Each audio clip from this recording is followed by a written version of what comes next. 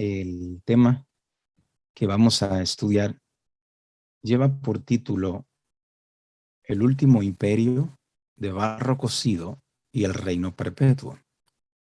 Nosotros sabemos que para que se forme un imperio, o los imperios se forman cuando hay una persona poderosa que quiere subyugar o controlarlo todo. Así sucedió en Babilonia, así sucedió en Medo-Persia, en Grecia y en Roma. Cada vez, por ejemplo, cuando estaba establecido el imperio de Babilonia, tuvo que venir y crecer más el imperio, el reino de los Medo-Persas, para así destruir el imperio babilónico. Y así sucesivamente.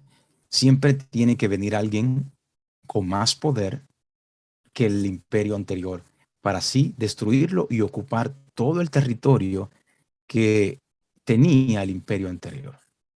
Nosotros sabemos, por la gracia de Dios, que por la Biblia y notado en la historia, que el último imperio que existió fue el imperio romano. Muchos hoy en día dicen que hay otros imperios, dicen que Estados Unidos fue una potencia mundial, pero no es un imperio. Rusia fue una potencia mundial en su tiempo, pero no fue un imperio. Y estudiaremos esto. ¿Cuál es el último imperio? Según el título nos dice que tiene que venir un imperio de barro cocido. Y después de ese imperio, pues viene el reino que es perpetuo. Quiero darle una lectura bíblica que se encuentra en el libro de Génesis, la primera que vamos a estudiar. Génesis 1:1. Vamos a leer del 1 en adelante. Dice, en el principio creó Dios los cielos y la tierra estaba desordenada y vacía, y las tinieblas estaban sobre la faz del abismo, y el Espíritu de Dios se movía sobre la faz de las aguas. Y dijo Dios, sea la luz. Y fue la luz. Y vio Dios que la luz era buena, y separó Dios la luz de las tinieblas. Aquí vemos que Dios es un Dios de separación. Y algunos dirán, ¿cómo es posible si Dios quiere la unidad? Si ustedes ven lo que dice el versículo 4, vamos a leer el 3 y el 4 nuevamente. Y dijo Dios sea la luz, y fue la luz.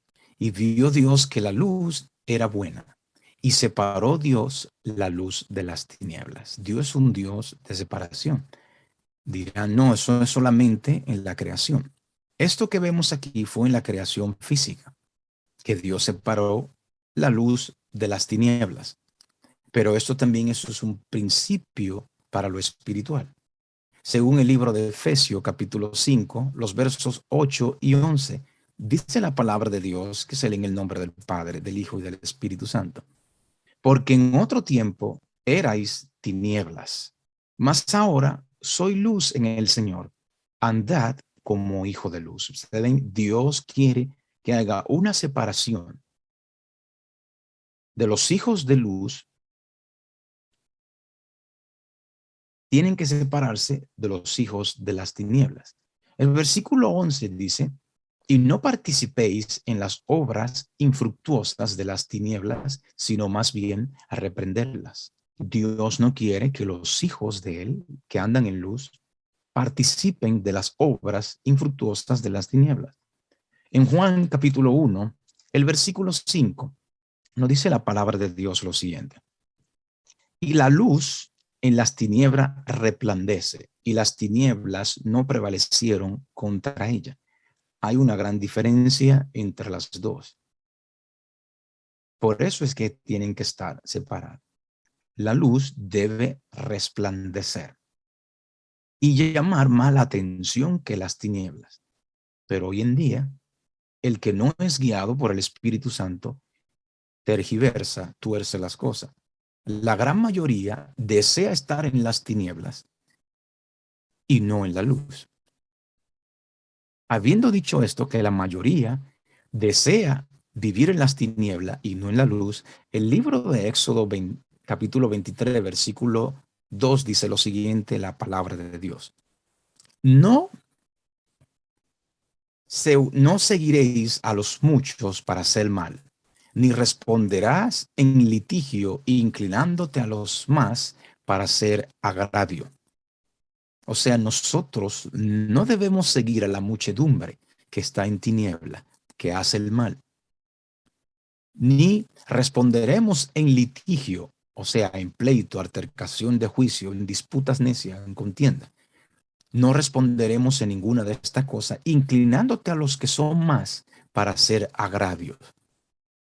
Hay que ver una separación. En 2 de Timoteo 2:19, la palabra de Dios nos dice, pero el fundamento de Dios está firme. Teniendo este sello, conoce el Señor a los que son suyos, y apártese de iniquidad todo aquel que invoca el nombre de Cristo. Porque Dios quiere que nos apartemos de iniquidad. Los que se apartan de iniquidad se alejan de las tinieblas para vivir en la luz. En el libro de Isaías 59:2 dice, pero vuestras iniquidades han hecho una división, una separación entre vosotros y vuestro Dios, y vuestros pecados han hecho ocultar de vosotros su rostro para no oír. Por eso es que Dios quiere que nos apartemos de las tinieblas, de las iniquidades, del mal. Porque si vivimos haciendo el mal, practicando las iniquidades, las obras infructuosas de las tinieblas, vamos a separarnos de Dios. En Mateo 22, versículo 20 y 21, dice Jesús lo siguiente: no solamente debe de haber una separación de la luz de las tinieblas y separarnos de las iniquidades del pecado, sino que también Jesús dice en Mateo 22, 20 al 21 lo siguiente. Entonces le dijo, ¿de quién es esta imagen y la inscripción? El versículo 21 dice, le dijeron, de César. Les dijo Jesús entonces, da pues a César lo que es de César y a Dios lo que es de Dios. Debe de haber una separación también de César, que representa en este sentido el poder político o el poder civil, y de Dios, que representa el poder religioso. No puede haber una unión de la iglesia y el Estado. Debe de haber una completa separación de los dos. Cuando la iglesia y el Estado se unen, como veremos más adelante, es para perseguir, para destruir. Como ustedes ven el nombre del título, el último imperio de barro cocido y el reino perpetuo. Cada uno de esos imperios tenía su religión. Babilonia tenía los caldeos y sucesivamente los medos persias y Grecia creían en sus dioses, como el ejemplo de Grecia, que creía en sus dioses mitológicos. El último imperio que surgirá también tiene que tener su religión, tiene que ser un poder político religioso. Estudiaremos esto a profundidad para entenderlo mejor. Nosotros sabemos que en el libro de Daniel, capítulo 2, nos da las descripciones de los imperios, Babilonia, Medo-Persia, Grecia, pero no se nos da directamente el nombre de Roma, que viene representando, como ustedes ven en sus imágenes, las piernas de hierro. Leemos los siguientes versículos de Daniel capítulo 2, los versículos 32 y 33, dice la palabra de Dios lo siguiente. La cabeza de esta imagen era de oro fino, su pecho y sus brazos de plata, como ustedes ven en la imagen, y su vientre y sus muslos de bronce, sus piernas de hierro, sus pies en parte de hierro y en parte de barro cocido. Seguimos leyendo versículo 38. Y donde quiera que habitan hijos de hombre, bestia del campo y aves del cielo, y él los ha entregado en tu mano y te ha dado a ti dominio sobre todo. Daniel le va a decir, tú eres aquella cabeza de oro. O sea, Daniel le dice a Nabucodonosor, rey de Babilonia, tú eres aquella cabeza de oro. En cuanto al carnero que viste, dice Daniel 8:20, para poder describirnos quiénes son los imperios sucesivos. En cuanto al carnero que viste, Daniel 8:20, que tenía dos cuernos, estos son los reyes de Media y de Persia. Versículo 21. El macho cabrío es el rey de Grecia, y el cuerno grande que tenía entre sus ojos es el rey primero, refiriéndose a Alejandro el Grande. En Daniel 10:20 nos da otra descripción de los reinos sucesivos o imperios sucesivos. Dice el versículo 20 de Daniel 10, él me dijo, ¿sabes por qué he venido a ti? Eso es Gabriel, el ángel Gabriel hablando con Daniel. Pues ahora tengo que volver para pelear contra el príncipe de Persia. Y al terminar con él, el príncipe de Grecia vendrá. Pero no hay un versículo que nos describa directamente al cuarto imperio que nosotros sabemos que es Roma. Ahora, ese sueño que tuvo el rey Nabucodonosor, que Daniel le dio la interpretación, la visión, Daniel tuvo una visión del mismo sueño, pero en este caso, como ustedes ven en su pantalla, en vez de metales como el oro, plata, bronce y hierro, fue de bestia.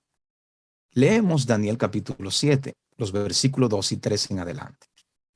Dice el versículo 2, Daniel dijo, miraba yo en la visión de noche y he aquí que los cuatro vientos del cielo combatían en la gran mar y cuatro bestias grandes, diferentes la una de la otra, subían del mar. Muy importante eso, subían del mar. Seguimos leyendo los versículos siguientes. La primera era como león y tenía alas de águila. Ustedes pueden leer el versículo más adelante después, completo. La primera era como león y tenía alas de águila. El versículo 5 dice, y aquí otra segunda bestia, semejante a un oso. Versículos 6 y 7 dice, después de esto miré y aquí otra semejante a un leopardo. Después de esto, dice el versículo 7, miré yo en la visión de la noche y he aquí la cuarta bestia, espantosa y terrible, y era en gran manera fuerte. Y la parte final dice, tenía 10 cuernos. Pero aún no nos dice que ese imperio es Roma. ¿Cómo entonces podemos saber que ese cuarto imperio es Roma? Para así poder entender por qué vendrá un imperio de hierro, de barro cocido, de alfarero.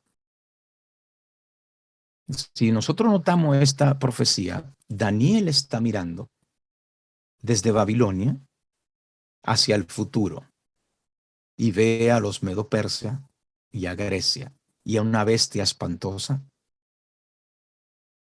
pero él no da la descripción de que es Roma.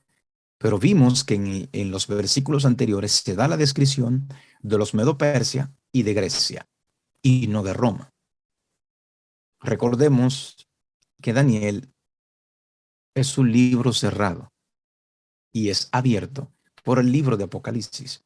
Para entender esto de que Roma es el cuarto imperio, tenemos que ir a Apocalipsis.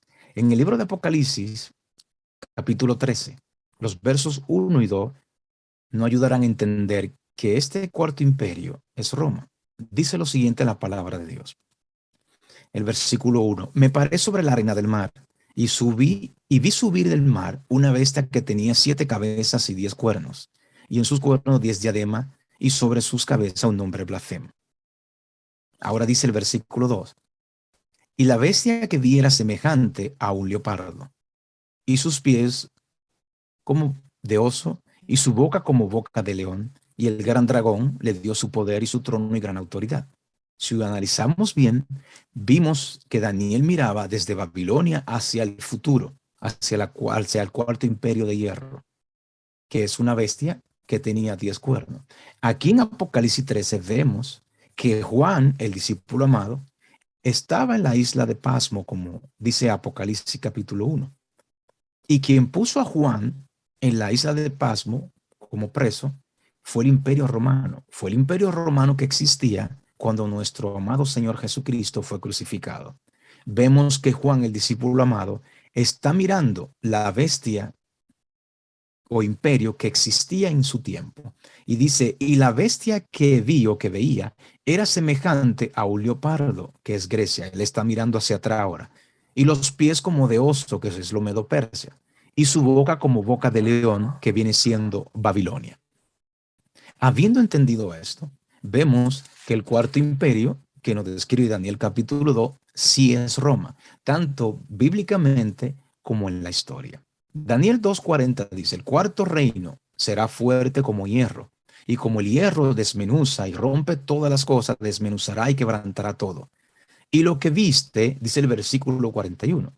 El versículo 40 nos dice que Roma es ese imperio de hierro. El 41 dice, y lo que viste de los pies y los dedos, de parte de barro cocido de alfarero. Ese es el siguiente imperio. Y lo que viste de los pies y los dedos, en parte de barro cocido de alfarero y en parte de hierro, será un reino dividido, mas habrá en él algo de la fuerza del hierro, así como viste hierro mezclado con barro cocido. Pues el imperio romano estaba compuesto de esta forma. Después fue destruido o dividido en 10 tribus bárbaras.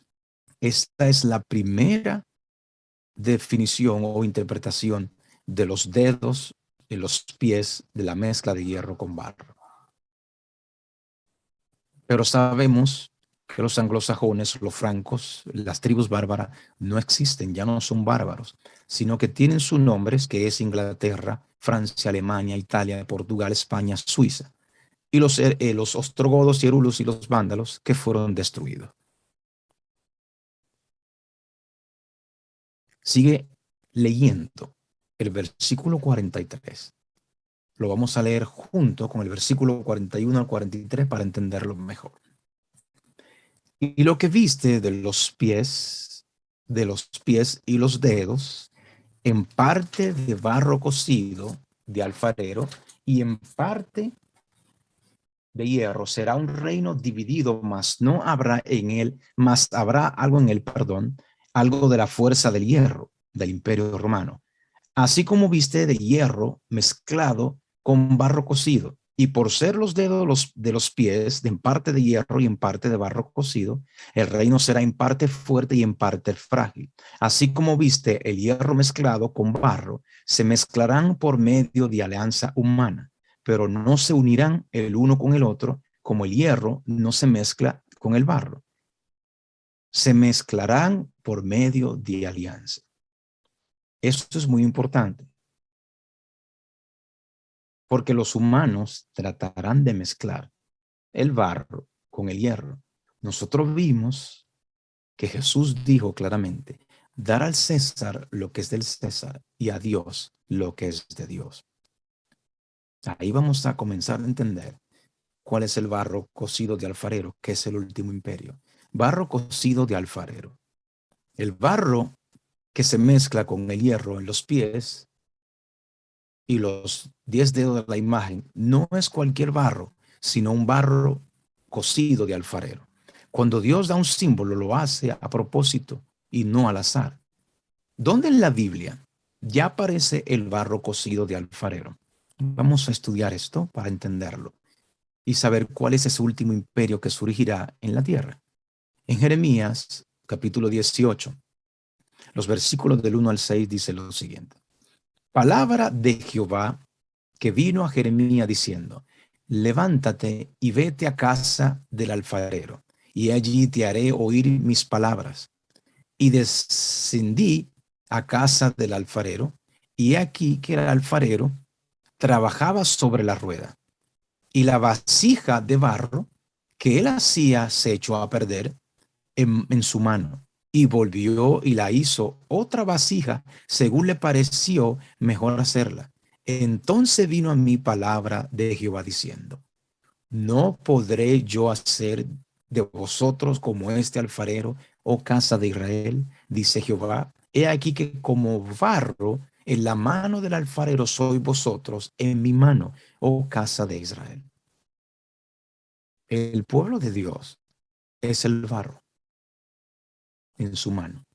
Es muy importante esto, Porque el versículo 4 dice, y la vasija de barro que él hacía se echó a perder en su mano y volvió y la hizo otra vasija según le pareció mejor hacerla. Según le pareció mejor hacerla. No es que iba a ser mejor. Eso lo entenderemos más adelante. Estos pasajes de Jeremías 18, del 1 al 6, nos enseñan cuatro cosas. Número uno, Dios es el alfarero. Como dice Romanos capítulo 9, los versículos 20 y 21.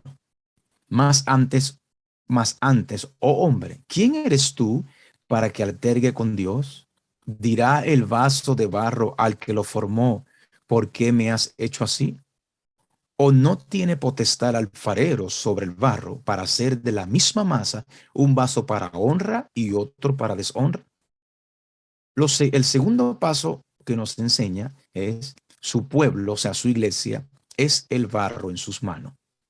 Isaías 64:8 dice, ahora pues, Jehová, tú eres nuestro Padre, nosotros barro, y tú el que nos formaste, así que obra de tus manos somos todos nosotros. El tercer punto que nos enseña es que Dios hizo una primera vasija de barro que lamentablemente se echó a perder en su mano. Y el cuarto punto que nos enseña es, Dios hizo una segunda vasija de barro con el mismo barro. Lo que dice Jeremías 18:4. La vasija de barro que él hacía se echó a perder en su mano y volvió y la hizo otra vasija según le pareció mejor hacerla. ¿Qué significan estas dos vasijas? Las dos vasijas significan, la primera vasija fue el judaísmo, cuando esta vasija como sistema religioso se echó a perder al rechazar a Jesucristo el Mesías y a perseguir a sus seguidores. Dios hizo una vasija, Dios hizo una segunda vasija que es el cristianismo, pero la hizo con el mismo barro de la primera vasija, pues el cristianismo estaba conformado inicialmente al 100% de judíos. Jesús era judío, su madre era judía, sus discípulos y apóstoles eran judíos, y los miles de primeros seguidores de Cristo eran también judíos. Pero entonces el evangelio fue proclamado también a los gentiles y comenzaron a entrar personas al cristianismo original que no eran judíos. Con el tiempo, la cantidad de seguidores del judío Jesucristo llegó a ser en mayoría de origen gentil y ya no judío. ¿Qué pasó con la segunda vasija? He aquí unos pensamientos adicionales para profundizar estos conocimientos. La segunda vasija, el cristianismo católico bajo el papado, aparece ya cocida, el barro cocido. Al cocerse se volvió dura y estática. El alfarero ya no la puede moldear en su mano. La primera vasija no se había cocido cuando se echó a perder en mano del alfarero. Es por eso que Dios pudo hacer otra vasija de aquel barro, como leímos en Jeremías 18:4. El barro aparece entre la lista de reino que Dios presenta en la imagen de metales de Daniel capítulo 2, pues el Vaticano es también un reino, según Daniel 2 del 4 al 45, como leímos anteriormente. El barro cocido, o sea, el papado, es parte de la imagen de metales, que representa la historia idólatra de este mundo, pues el Vaticano es tan idólatra como los demás reinos representados por los metales de la imagen, Babilonia, Medo-Persia, Grecia y Roma. Es por eso que el sistema papal también eliminó el segundo de los 10 mandamientos de los 10 mandamientos de su catecismo romano. Aquel mandamiento prohíbe la veneración de las imágenes. El barro aparece, igual que los cuatro metales de la imagen, como un elemento duro, pues está cocido. Mientras el barro está mojado, está suave, no es fuerte. Cuando usted lo cose, lo pone al fuego, se hace duro. Pero el barro cocido, aunque es duro, es sumamente frágil. Si se golpea con una piedra, se rompe con facilidad. Recuerde que el fin de este imperio llegará cuando el Señor Jesucristo retorne y el reino eterno de Dios se inicie, representado por la piedra que hirió a la imagen en sus pies, de hierro y de barro cocido, y lo desmenuzó. La profecía de Daniel capítulo 2 nos presenta las piernas de hierro, que representan al imperio romano que cayó en el año 476, cuando las 10 tribus bárbaras lo conquistaron y la dividieron. Para aquel entonces, la primera vasija del judaísmo como sistema ya se había hecho perder hace siglos.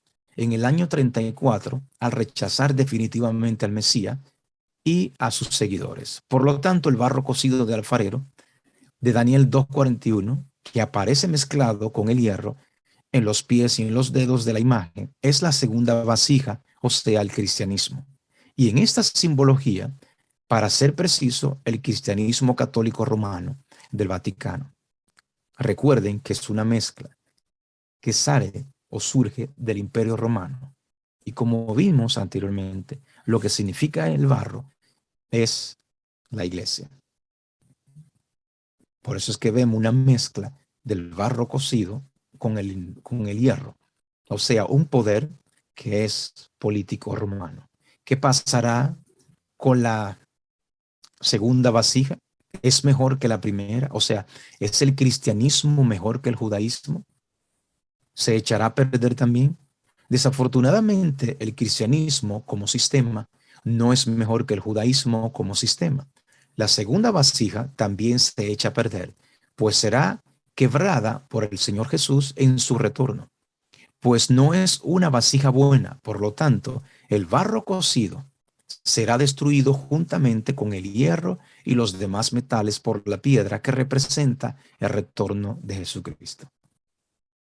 Eso es el barro cocido, pero es en parte o mezclada con hierro. Parte de hierro, hierro es gobierno. Unos ejemplos que le doy, Salmos 2, 7 y 9 nos dicen, y publicaré el decreto, Jehová me ha dicho, mi hijo eres tú, hablando de Jesús, yo te he engendrado hoy, pídeme y te daré por herencia las naciones, y como posesiones tuyas las confines de la tierra, los quebrantarás con vara de hierro. ¿Eh? Como vasija de alfarero los desmenuzará. Apocalipsis 12:5 dice, y ella dio a luz un hijo varón que regirá con vara de hierro, o sea, gobernará con vara de hierro a todas las naciones. Y su hijo fue arrebatado para Dios y para su trono. Estos dos ejemplos nos dan a entender que Jesús gobernará con vara de hierro. Le doy esos ejemplos no porque el hierro que representa la imagen de Daniel es Jesús, sino que es un gobierno, un poder civil. Eso es lo que representa el hierro de la imagen del sueño que tuvo Nabucodonosor. Entonces, quiere decir que en el tiempo del fin estará reinando un poder político religioso. Recordando que el barro es la iglesia y el hierro es el gobierno, poder político religioso. ¿Quién es este poder que estará reinando? Según Apocalipsis 17, versículo 1 y el versículo 4 nos dice lo siguiente. Vino entonces uno de los 7 ángeles que tenía las 7 copas y habló conmigo diciéndome, ven acá y te mostraré la sentencia contra la gran ramera, la que está sentada sobre muchas aguas. La gran ramera que está sentada sobre muchas aguas. ¿Qué es esto? El versículo 15 del mismo capítulo nos describe esto y dice, y me dijo también, las aguas que ha visto, donde la ramera se sienta, son pueblos, muchedumbres, naciones y lenguas. Si la gran ramera se sienta, quiere decir que tiene un trono. Quiere decir que reina sobre pueblos, muchedumbres, naciones y lengua.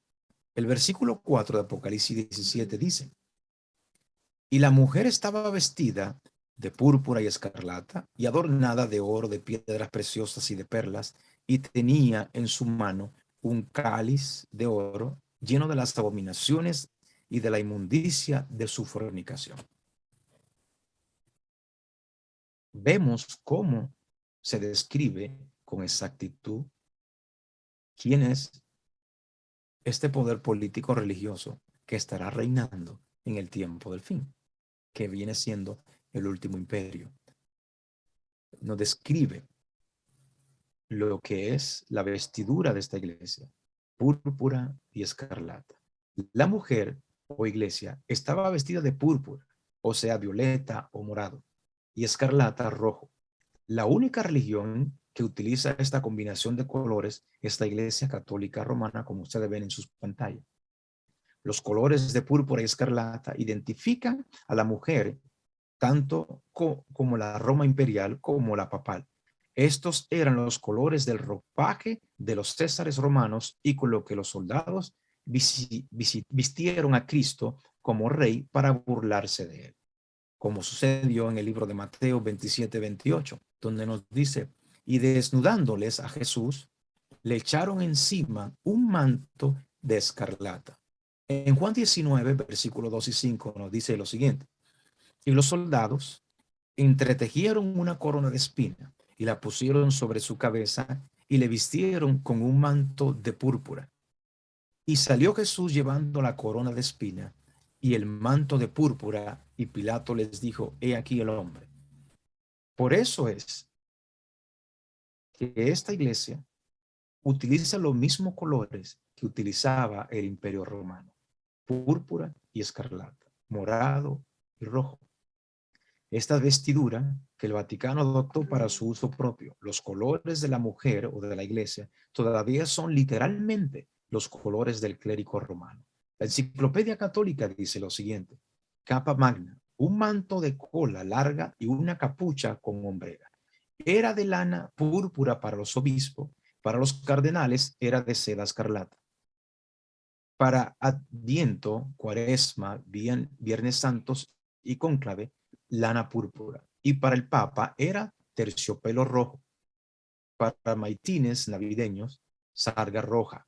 Para otras ocasiones, casaca, también sotana, el hábito hasta los tobillos de talla ajustado, usado por el clérigo católico como su vestidura oficial. El color para los obispos y otros prelados es púrpura. Para los cardenales es escarlata.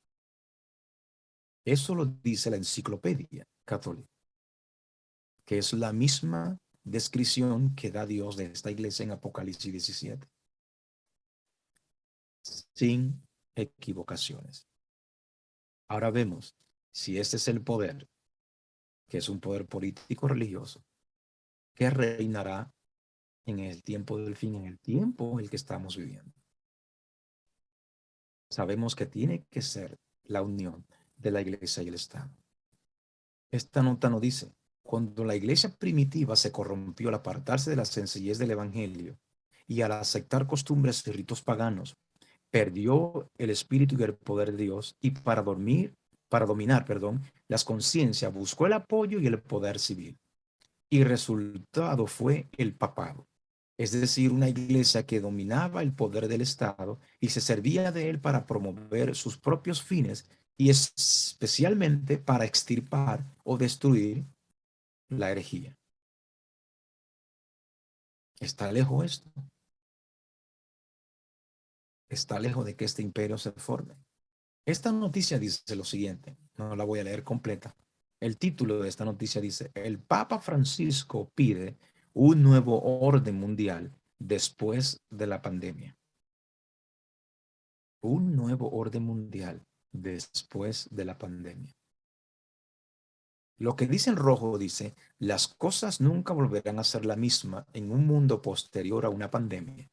Y pide, en cambio, el establecimiento de un nuevo orden mundial. Esta otra parte de la noticia dice, podemos curar la injusticia construyendo un nuevo orden mundial basado en la solidaridad, estudiando métodos innovadores para erradicar el acoso y la pobreza y la corrupción.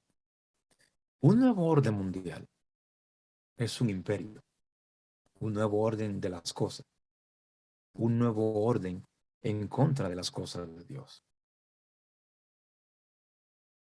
Esto sucederá así porque está escrito. ¿cómo es que el Vaticano alcanzará el poder sobre todas las cosas? La Biblia no lo dice, pero primero quiero leerle esta nota que dice que siempre que la iglesia alcanzó el poder civil, lo empleó para castigar a los que no admitan todas sus doctrinas. ¿Cómo Roma papal obtendrá autoridad mundial sobre todas las personas y naciones? Apocalipsis 13:7 nos dice, y se le permitió hacer guerra contra los santos y vencerlos. También se le dio autoridad sobre toda tribu, pueblo, lengua y nación. Versículo 8 dice, y la adoraron todos los adoradores, y la adoraron todos los moradores de la tierra, cuyos nombres no están escritos en el libro de la vida del Cordero, que fue inmolado desde el principio del mundo. Utilizará el poder. Porque cuando la iglesia se una con el poder civil, con el poder civil nuevamente, como nos dice Apocalipsis 13, 17 en adelante, 16 en adelante, donde nos dice, y hacía que todos, pequeños y grandes, ricos, pobres y libres y esclavos, se le pusiese una marca en la mano derecha o en la frente, y que ninguno pudiese comprar ni vender, sino el que tuviese la marca o el nombre de la bestia o el número de su nombre. Al unirse la iglesia y el Estado, la iglesia dirá al gobierno, al poder civil, que haga estas cosas. Obligue a los moradores de la tierra a adorar a la bestia o adorar al imperio. ¿Qué debemos de hacer nosotros? Ya que estamos viendo esto al frente de nuestros ojos, como dice Lucas 21:28, cuando estas cosas comiencen a suceder, erguíos y levantad vuestra cabeza, porque vuestra redención está cerca. Nuestra redención está cerca. Algo adicional nos dice el libro de Apocalipsis 17, lo siguiente, el versículo 18. Y la mujer, la iglesia, que has visto, es la gran ciudad que reina sobre los reyes de la tierra. Esta iglesia reina sobre los reyes de la tierra. O sea, que esto sí se tiene que cumplir. Y cuando estén reinando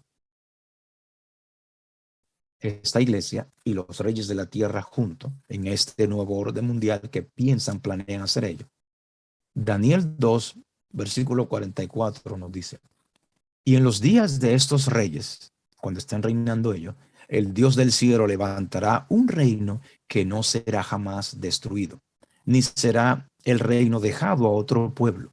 Desmenuzará y consumirá a todos estos reinos, pero él permanecerá para siempre. Gloria a Dios por eso. ¿Están ustedes preparados para vivir en ese reino que establecerá el Señor? ¿Estoy preparado yo para vivir en el reino que el Señor establecerá? El libro de Isaías, capítulo 26, los versos 1 y 2 nos dice lo siguiente. En aquel día cantarán este cántico en tierra de Judá. Fuerte ciudad tenemos, salvación puso Dios por muros y ante muros. Abrid las puertas y entrará la gente justa, guardadora de verdades. Solamente la gente justa que guarda la verdad son los que podrán entrar por la puerta de este reino, de esta santa ciudad. Preparémonos, hermanos queridos, para poder entrar, para poder vivir con el Señor. Dios me le guarde. Feliz sábado. Maranata. Cristo viene muy pronto. Amén.